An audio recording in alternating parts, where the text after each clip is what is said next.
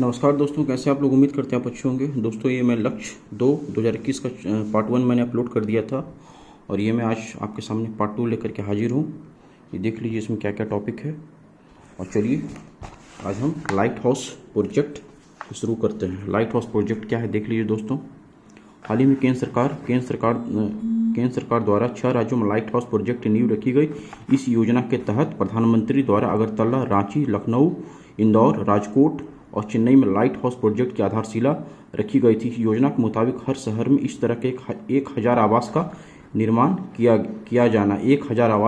किया जाना है। इन्हें 1 साल के भीतर पूरा करने का लक्ष्य रखा गया है। लाइट हाउस प्रोजेक्ट क्या है? लाइट हाउस प्रोजेक्ट केंद्रीय शहरी मंत्रालय की महत्वाकांक्षी योजना है।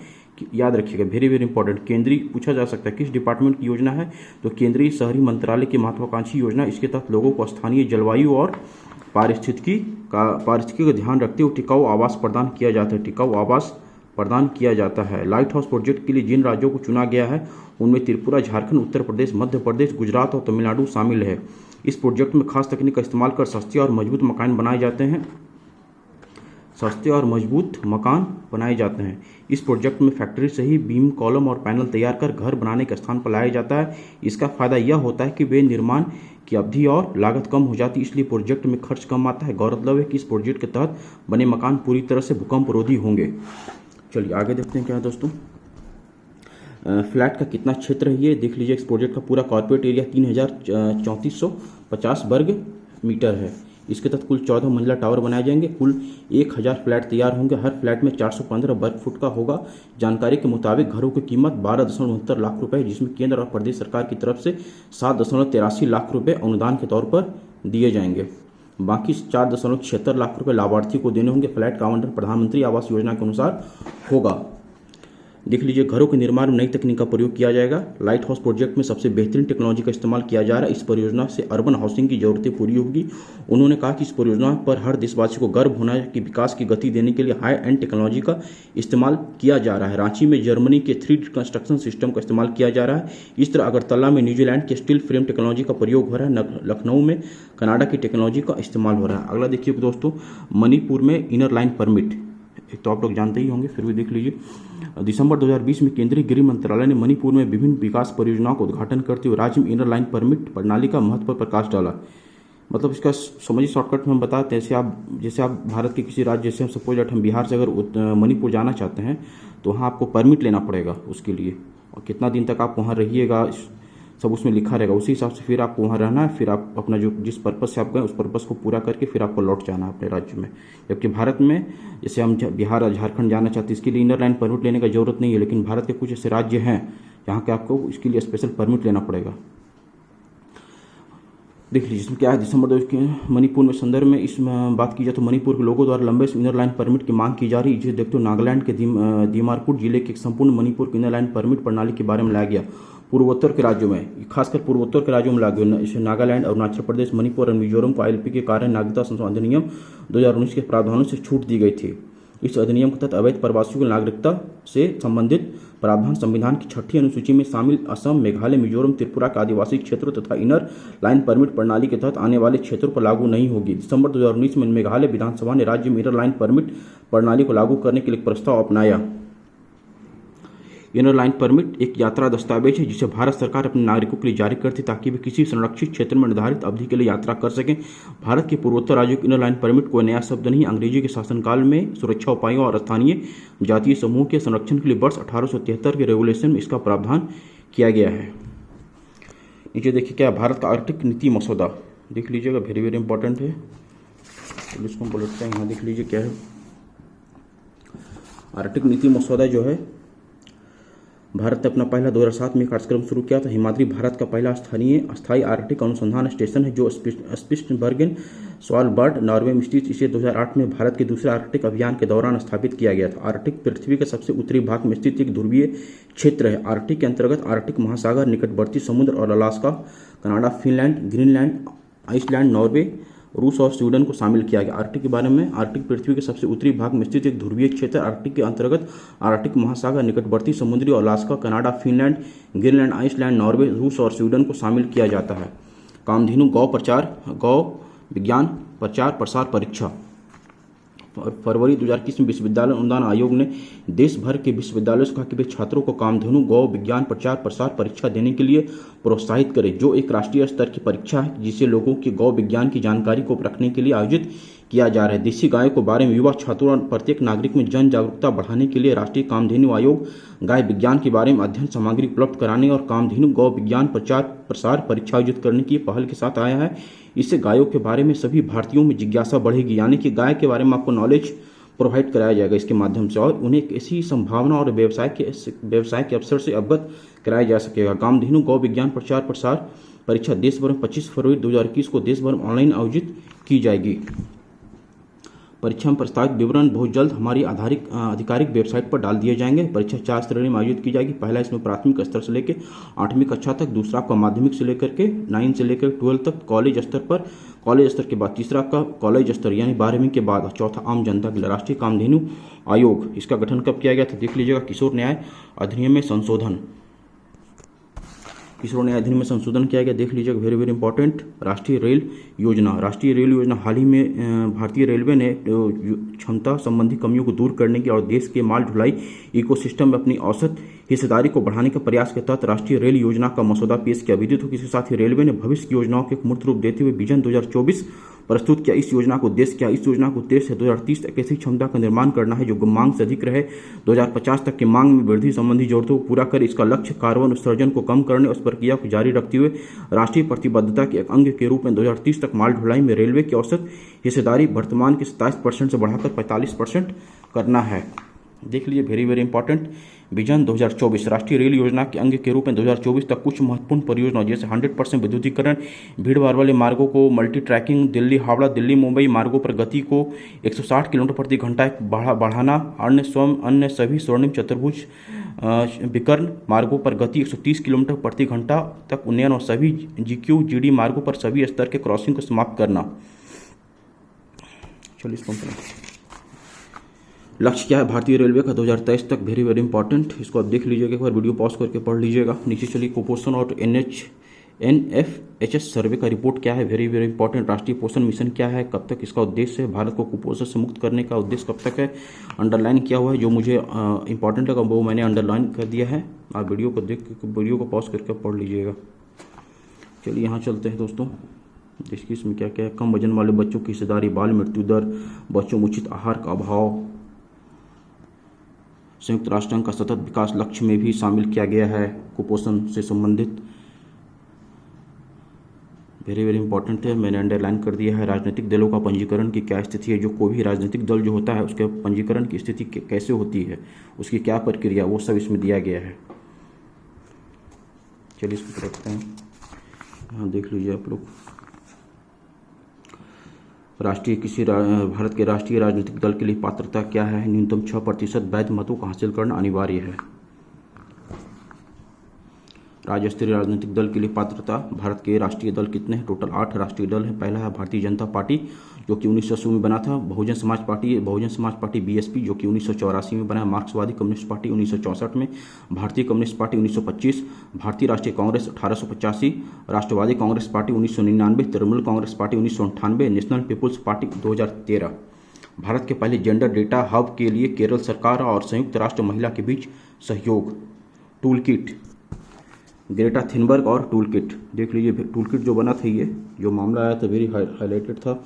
बेंगलुरु की एक रहने वाली 21 साल की दिशा रवि को गिरफ्तार किया गया था, उसके लिए वेरी वेरी इंपॉर्टेंट। देख लीजिएगा, मामला न्यूज में था, एकदम हाईलाइटेड था। कैबिनेट ने 4 सरकारी फिल्म मीडिया इकाइयों को विलय की मंजूरी दी थी, कौन कौन से हैं देख लीजिएगा, वेरी वेरी इंपॉर्टेंट। सागरमाला परियोजना क्या है, सागरमाला परियोजना इसकी लंबाई कितनी है टोटल, इसका क्या उद्देश्य है, इस पहल का उद्देश्य भारत के 75 किलोमीटर लंबे समुद्र तट के साथ बंदरगाह आधारित विकास को बढ़ावा देना है। सागरमाला परियोजना का लक्ष्य भारत के तट के आसपास बंदरगाहों की एक श्रृंखला को विकसित करना है। चलिए इसको लौटते हैं, यहाँ देख लीजिए दोस्तों। मेरा प्रयास अच्छा लगेगा तो लाइक कीजिएगा, चैनल को सब्सक्राइब कीजिएगा, वीडियो को शेयर कीजिएगा ताकि हमको और आपके साथ काम करने में मजा आए। सागरमाला परियोजना का महत्व क्या है, वेरी वेरी इंपॉर्टेंट, देख लीजिए। भारत की पहली सी प्लेन सेवा कहाँ शुरू की गई थी। नीचे सोशल मीडिया और OTT प्लेटफॉर्म का नियमन जो नया जारी हुआ था भारत सरकार के द्वारा। जल जीवन मिशन शहरी क्षेत्र के लिए कितना है। यहाँ चलिए देख लीजिए सड़क दुर्घटनाओं पर विश्व बैंक की रिपोर्ट। भारत में सड़क दुर्घटना कितना होती है, भारत के किस राज्य में इस सर्वेक्षण को भारत के 4 राज्यों उत्तर प्रदेश, बिहार, तमिलनाडु, महाराष्ट्र से आंकड़े लिए गए थे। सड़क दुर्घटना में कुल वैश्विक मौतों में भारत का हिस्सेदारी जो है आपको 11% है। सड़क दुर्घटनाओं में सामाजिक एवं आर्थिक लागत भारत के कुल GDP का 0.77% है। सड़क दुर्घटनाओं में जान गंवाने वाले में से 76.2% लोग 18 से 45 वर्ष के बीच के आयु के हैं। चौरी चौरा का 100वां साल, 100 years of the Chauri Chaura, very very important, देख लीजिएगा इसे। राष्ट्रीय टिप्पणियाँ, चलिए इसको पलटते हैं। भारत सरकार ने योग को दिया स्पोर्ट्स का दर्जा, देख लीजिएगा, वेरी वेरी इंपॉर्टेंट। चित्रकारी संगठन क्या है, कहाँ का ये संगठन है, इसका जन्म कब हुआ था। ग्रेटर नोएडा के लिए मल्टी मॉडल लॉजिस्टिक हब को सरकार की मंजूरी, वेरी वेरी इंपॉर्टेंट। पारादीप बंदरगाह हेतु 3000 करोड़ रुपए की परियोजना, पारादीप बंदरगाह कहाँ है, वेरी वेरी इंपॉर्टेंट। राज्य सुहेलदेव स्मारक कहाँ पर है ये, असम के ऐतिहासिक स्थल कौन कौन सा है, देख लीजिएगा। वीडियो पॉज करके दोस्तों। भारतीय संसद के 100 वर्ष पूरे हो चुके हैं। 12 फरवरी 2021 को भारतीय संसद अपने निर्माण के 100 वर्ष पूरे कर लिए। उल्लेखनीय है कि 12 फरवरी 2021 को मौजूदा संसद का आधारशिला ब्रिटेन के ड्यूक ऑफ कनॉट ने रखी थी। नया संसद भवन जो बन रहा है वो कितने करोड़ रुपया खर्च होगा दोस्तों, ये बताइएगा कमेंट करके मुझे आप, और कहाँ पर बन रहा है ये, देख लीजिए। चलिए यहाँ खत्म हो गया दोस्तों, इसको पलटते हैं। और यहाँ से इंटरनेशनल रिलेशन शुरू हो गया। इंटरनेशनल मुद्दे में क्या क्या है। संयुक्त राष्ट्र पर्यावरण हथियार पर प्रतिबंध संबंधी, म्यांमार में सैन्य तख्तापलट, भारत चीन सेनाओं की वापसी पर समझौता, बांग्लादेश का पृथक द्वीप, रोहिंग्या, ईरान के खिलाफ खाड़ी देशों की एकजुटता, इजराइल की इस्लामिक देशों से नज़दीकी, करेंसी मैनिपुलेटर लिस्ट में भारत, क्वाड, अर्जेंटीना में गर्भपात की वैधानिक अनुमति, ब्रिटेन यूरोपीय यूनियन से अलग हुआ, एस्टोनिया, पराग्वे और डोमिनिकन गणराज्य में भारतीय दूतावास, दक्षिण एशियाई क्षेत्रीय सहयोग संगठन, अंतर्राष्ट्रीय टिप्पणियाँ, संयुक्त राष्ट्र पर्यावरण, संयुक्त राष्ट्र परमाणु हथियार प्रतिबंध संधि, वेरी वेरी इंपॉर्टेंट, संयुक्त राष्ट्र परमाणु हथियार प्रतिबंध संधि, म्यांमार में सैन्य तख्तापलट,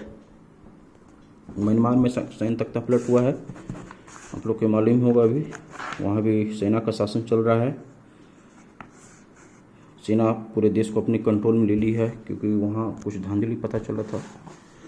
वैश्विक प्रतिक्रिया इसमें क्या क्या है, देख लीजिए, इस पर दिया हुआ। इसमें भारत की इसमें के तहत क्या प्रतिक्रिया, भारत चीन सीमाओं की वापसी पर, भारत चीन सेनाओं की वापसी पर क्या समझौता हुआ है। फरवरी 2021 में भारत एवं चीन के बीच पैंगोंग झील को लेकर समझौता हो गया। इसके पश्चात दोनों देशों की सेना अपने यथास्थान पर पीछे हटने लगी। विदित हो कि दोनों देशों के बीच समझौते में अप्रैल 2020 की स्थिति में वापस लौटने संबंधी प्रतिबद्धता व्यक्त की गई थी। पैंगोंग पर समझौते के बाद भारत एवं चीन देमसांग एवं गोगरा पर हॉट स्प्रिंग जैसे क्षेत्र से भी सैन्य वापसी की प्रक्रिया में बातचीत 10वें स्तर की चल रही है। पैंगोंग से सैनिकों की वापसी, अभी क्या हो रहा है, दोनों देशों द्वारा सेनाओं के हटने की प्रक्रिया शुरू हो चुकी है एवं प्रक्रिया तब तक चलती रहेगी जब तक अप्रैल 2020 की स्थिति कायम नहीं हो जाती। पीछे हटने की प्रक्रिया क्या है, देख लीजिएगा। यह क्षेत्र महत्वपूर्ण क्यों है भारत के लिए, मूल स्थिति क्या थी, तनाव से क्या कुछ बदला, सैनिकों को वापस बुलाने में देरी क्यों, तो क्या मान लिया जाए टकराव खत्म हो जाएगा, अड़चने क्या है, पैंगोंग झील एवं विवाद, चीन का दोहरा रवैया, बांग्लादेश के पृथक द्वीप पर रोहिंग्या, ईरान के खिलाफ खाड़ी देशों की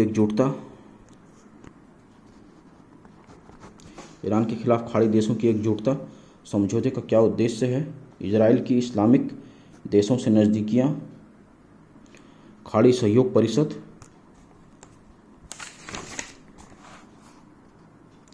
इजराइल मोरक्को समझौता, पश्चिमी सहारा का विवाद आखिर क्या है, देख लीजिएगा दोस्तों आप लोग। इजराइल भूटान में नज़दीकी संबंध क्या है, करेंसी मैनिपुलेटर लिस्ट में भारत, दिसंबर 2020 में अमेरिका ने भारत के प्रति सख्त दिखाते हुए चीन, ताइवान जैसे 10 देशों के साथ करेंसी मैनिपुलेटर यानी मुद्रा में हेरफेर करने वाले देशों की निगरानी सूची में डाल दिया। कहते हुए कि अमेरिका ने पहली बार भारत की सूची में रखा। इससे पहले अक्टूबर 2018 तक भारत अमेरिका की ऐसी करेंसी सूची में था लेकिन मई 2019 में आई नई सूची में भारत को इस सूची से हटा दिया गया। इसका क्या मतलब? अमेरिका ऐसे देश को इस श्रेणी में रखता है जो उसके मुताबिक करेंसी का अनुचित प्रणाली अपनाता है, डॉलर के मुकाबले अपनी करेंसी को जानबूझकर डिवैल्यूएट यानी अवमूल्यित करता है। कथित रूप से ऐसे देश मुद्रा में कृत्रिम हेरफेर कर अपने कारोबार के लिए अनुचित फायदा उठाते हैं। कैसे हो सकता है फायदा? पढ़ लीजिएगा। क्या होगा इसका असर? चलिए नीचे क्वाड के अपडेट्स आए। 18 फरवरी 2021 को समावेशी हिंद प्रशांत को लेकर क्वाड संगठन की मंत्रिस्तरीय बैठक आयोजित की गई। यह बैठक वैश्विक और क्षेत्रीय मुद्दों पर विचारों का आदान प्रदान करने के लिए। क्वाड जो है दोस्तों 4 देशों का समूह, इसमें भारत, अमेरिका, जापान और ऑस्ट्रेलिया का समूह है। ये very very important, Bharat, America, Japan और ऑस्ट्रेलिया, ये वेरी वेरी इंपॉर्टेंट, आप लोग याद रखिएगा इसको। इसका गठन कब किया गया था देख लीजिएगा। चलिए इसे हम समझते हैं और इसके लिए क्या, भारत के लिए क्या महत्व है।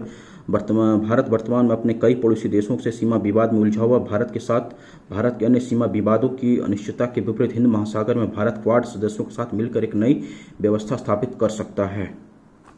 अर्जेंटीना में गर्भपात की वैधानिक अनुमति देख लीजिए। अर्जेंटीना में वैधानिक गर्भपात की क्या अनुमति मिली है वहाँ की सरकार के द्वारा।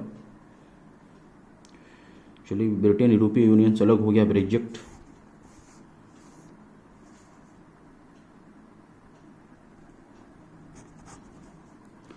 ब्रेक्जिट की प्रक्रिया क्या है ब्रेक्जिट देख लीजिए। यह मुख्यतः 2 शब्दों ब्रिटेन और एग्जिट से मिलकर बना है, जिसका अर्थ है ब्रिटेन का यूरोपीय संघ से बाहर निकलना। एस्टोनिया, पराग्वे और डोमिनियन गणराज्य में भारतीय दूतावास, Indian mission in Estonia, Paraguay and Dominion Republic. हाल ही में केंद्रीय मंत्रिमंडल ने वर्ष 2021 में एस्टोनिया, पराग्वे और डोमिनियन गणराज्य में 3 भारतीय मिशन स्थापित करने की मंजूरी प्रदान की है। गौरतलब है कि इस कदम का उद्देश्य इन देशों के साथ मैत्रीपूर्ण साझेदारी द्वारा भारत के विकास के लिए अनुकूल वातावरण का निर्माण करना है। तीनों देशों का परिचय देख लीजिए। दक्षिण एशियाई क्षेत्रीय सहयोग संगठन। 8 दिसंबर 2020 को सार्क के 36वें स्थापना वर्ष के मौके पर भारतीय प्रधानमंत्री ने एक पत्र लिखकर सार्क देशों के बीच अधिक सहयोग के लिए भारत की कोशिशों को बार बार आतंकवाद के खतरों की चुनौती मिलने की बात कही है। प्रधानमंत्री ने कहा कि सभी देशों को आतंकवाद की बुराई और उसके समर्थन करने वाले ताकतों को हराने के लिए प्रभावी कदम उठाने चाहिए।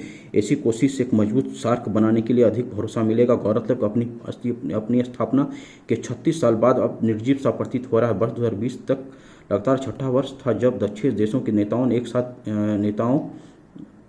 साथ किसी बैठक में भाग नहीं लिया। सार्क का वैचारिक आधार देख लीजिएगा क्या क्या है, इसका संगठन का कार्य क्षेत्र क्या क्या है।